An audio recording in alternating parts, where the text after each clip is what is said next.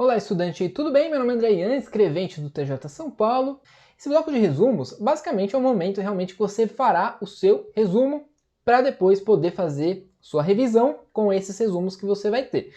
Nem todo mundo gosta de resumo, né? Tem bastante coisa em cima disso daí e não tem problema. O importante é você usar se você quiser usar. O seu resumo precisa ser construído por você. Se você comprar de alguém, não adianta nada. Aí realmente é só perder tempo, é pior ainda, tá?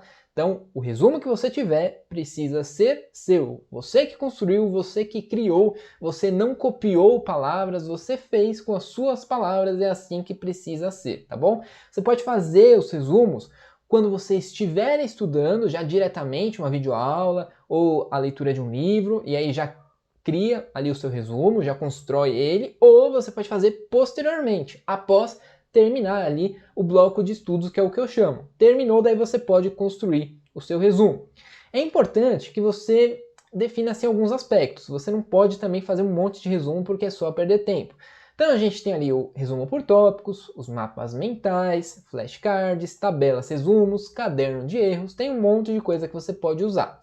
A gente tem aqui algumas regras, porque senão fica meio complicado, perde muito tempo. Então a primeira regra, já até falei, a primeira regra é que você não pode comprar resumo de outra pessoa, você tem que construir o seu resumo. A segunda regra é que você não pode fazer mapa mental e também um resumo ali padrão, que é aquele convencional, que é o resumo por tópicos. Você faz ali na folhinha, divide em tópicos. Você não pode fazer os dois, porque você vai estar perdendo tempo. Esses dois tipos de resumo, eles estão, digamos, ali dentro do mesmo espectro. O objetivo é reunir palavras-chave do conteúdo que você estudou, aquilo que é mais importante. Um reúne de uma forma ali escalonada, um debaixo do outro, com itens e subitens de repente, coisa do tipo, né, que é o resumo por tópicos, e o outro ele ordena ali com ramos, com eixos, né, que é o mapa mental. Então é o mesmo espectro isso. Então ou você faz um ou você faz outro. Você pode, é claro, para cada assunto da matéria fazer um diferente. O que não pode é fazer dois para o mesmo assunto. Você precisa só ter um resumo bom de qualidade e não vários resumos da mesma coisa. Tem gente que nem faz resumo, então imagina. Não pode perder tempo não, tem que ser só um resumo sucinto, curto e bom, que tem ali palavras-chave e que você vai utilizar depois. Então essa é a segunda regra. Então, ou um ou outro.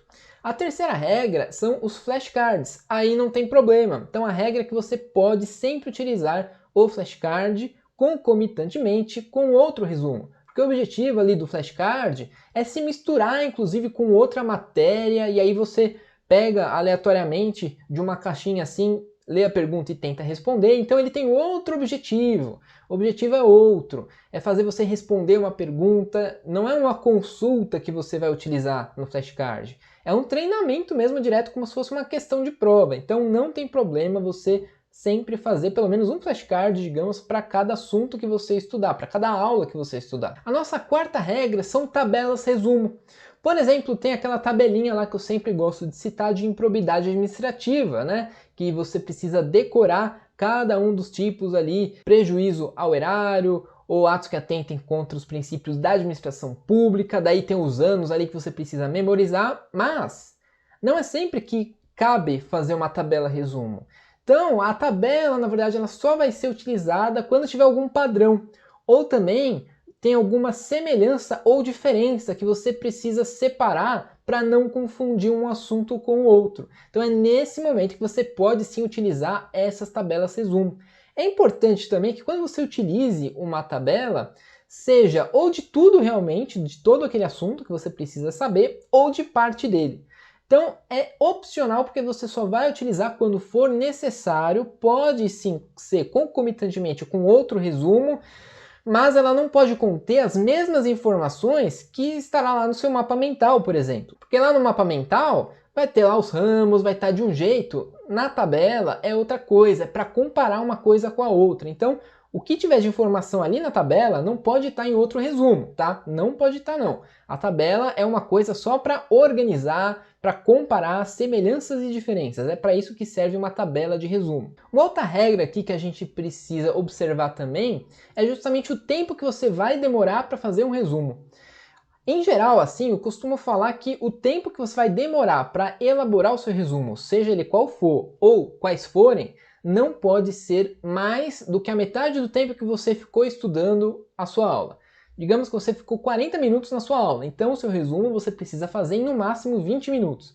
Então é sempre no máximo metade do tempo que você levou para estudar aquilo que você vai resumir. É o máximo, porque senão já é perder tempo demais também. Se você demora muito, talvez nem valha a pena você fazer resumo e seja interessante você só estudar, fazer revisões depois por questões, tá? Então isso é algo muito pessoal também, cada pessoa tem um jeito, se demora muito, não adianta. Ou você não está fazendo direito, está fazendo um resumo gigantesco, ou não vai te ajudar muito, você não é muito bom, faz um pouco devagar, escreve devagar, daí é melhor você nem ter resumo e só revisar por questões mesmo. E por fim, a principal dica aqui, que já faz você começar inclusive a memorizar os assuntos, aquilo que você estudou para sua prova, é que na hora que você for fazer o seu resumo, é importante que você não olhe o seu material, a sua aula.